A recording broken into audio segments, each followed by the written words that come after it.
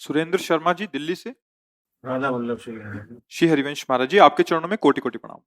गुरुजी, मैं नाम जप तो करता हूँ, लेकिन मैं बाहरी वातावरण में जब लोगों से बात करता हूँ तो वहां ना चाहते हुए भी एक दूसरे की बुराई अपशब्द बातें करते हुए निकल जाते हैं। बाद में पश्चाताप होता है, तो मैं इसके लिए क्या करूं गुरुदेव? सावधानी। जब हम किसी से बात करें तो सबसे पहले विचार करें कि हम भक्त हैं अंदर से, हम भगवान के मार्ग के पथिक हैं। हमको अपने मार्ग के विरुद्ध संभाषण नहीं करना।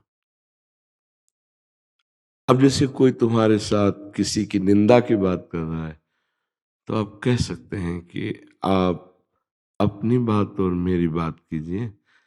किसी की निंदा की बात करने से हम उसका सुधार नहीं कर सकते, आप भी नहीं कर सकते, और हमारा हृदय ऊपर से मलिन हो जाएगा। तो इन निंदा की बातें करने से अच्छा नहीं है। अगर वो नहीं मानता है तो हम हट जाते हैं। धर्म की रक्षा के लिए, अपने मार्ग की पुष्टता के लिए, भगवान की सिवा हम किसी और का इस कोट से आदर नहीं करते कि उसका आदर करने से हमारा धर्म नष्ट हो जाए। अगर हम अब इनसे बात नहीं करेंगे तो ये नाराज हो जाएंगे। नहीं, आप धर्म से बात करोगे तो आपसे बात करेंगे। नहीं, हम आपको कुछ बोलेंगे नहीं, लेकिन आपसे बात नहीं करेंगे। फिर हमको कौन गिरा सकता है? तो यही आप अपने मन को समझा दीजिए। किसी की निंदा, किसी के पाप की बात, किसी की दुख पहुंचाने की बात ना हम सुनेंगे ना हम बोलेंगे। फिर देखो व्यवहार में पवित्रता आने लगेगी। आपसे वो लोग डरने लगेंगे बात करने से जो गंदी बातें करते हैं, जो निंदा करते हैं कि ये तो सुनेगा नहीं, ये चुप हो जाएगा, हट जाएगा, काहे को बेकार इससे हम बात करें।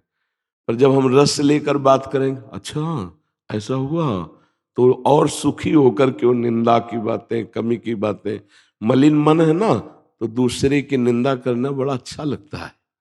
मलिन मन में, पवित्र मन में नहीं। पवित्र मन में तो जरा सी दूसरे के मन की निंदा की बात आई सो आग लग जाती है, हाय हाय मच जाता है। हे प्रभु, ऐसी बात कैसे आ गई? आप सबके हृदय में बैठे हैं नाथ। हाँ, मायाकृत उनसे दोष हो सकता है, तो हम कौन होते हैं? हमें अधिकार थोड़ी दिया गया कि हम किसी की निंदा करें। अरे मायाकृत पूरा संसार है, सब अपने अपने भाव कर्म के प्रेरित होकर के वैसे सब, हम क्यों किसी की निंदा करें?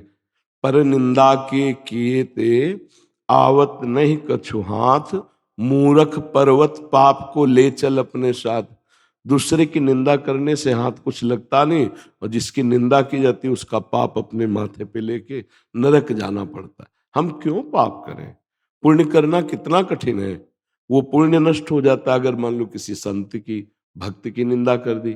बोले भक्तन निंदा अति बुरी भूल करे जिन कोय, किए सुकृत बहुजन्म के छिन में डारे खोए।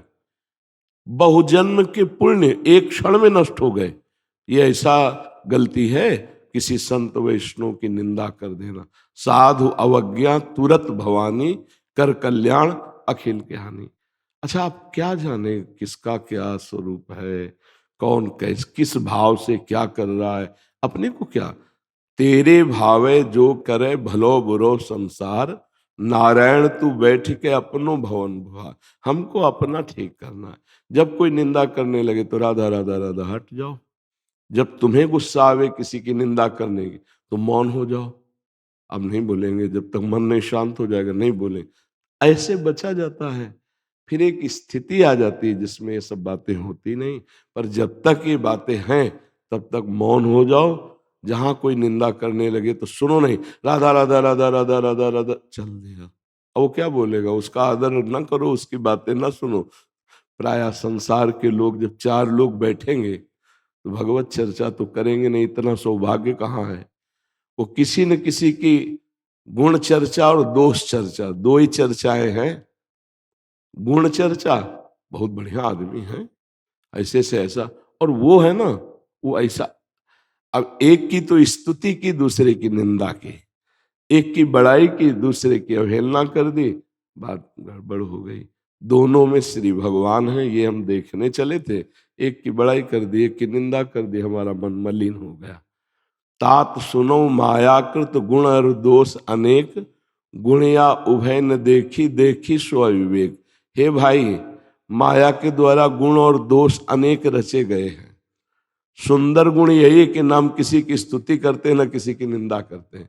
भगवान ने उसको बुद्धि दी, वो ऐसे कर्म कर रहा है, उसकी क्षमता उतनी, वो ऐसे कर रहा है, पर है भगवान के ही सब जन, हम ये देखते हैं। तो हमें लगता है ऐसे बचा जा सकता है, अन्यथा तो फिर व्यवहार बहुत कठिन है।